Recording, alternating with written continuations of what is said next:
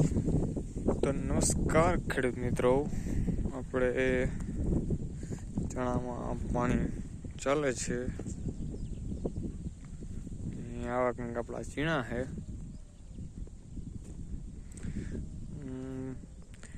2 મહિના જેવું થયું છે. 1 મહિના 27 દી થયા છે અને વાવેતર કર્યું એના.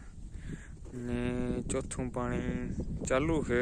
આવો કંઈક વલ કરી ગયા છે. 29ની જારી વાવેતર કરેલ છે આપણે.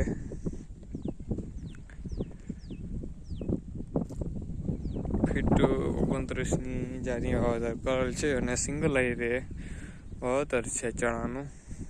અને ચોથું પાણી હાલે છે. વલ બહુ કરી ગયા છે.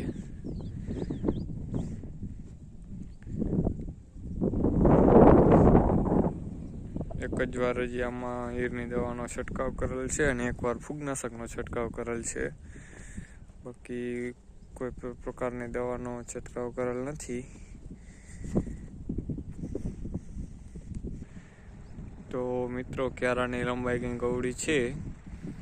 આપણે અડેતું વાવેતર કરેલ છે, કારણ કે મગફળીનું વાવેતર આપણે આમ કરી છે.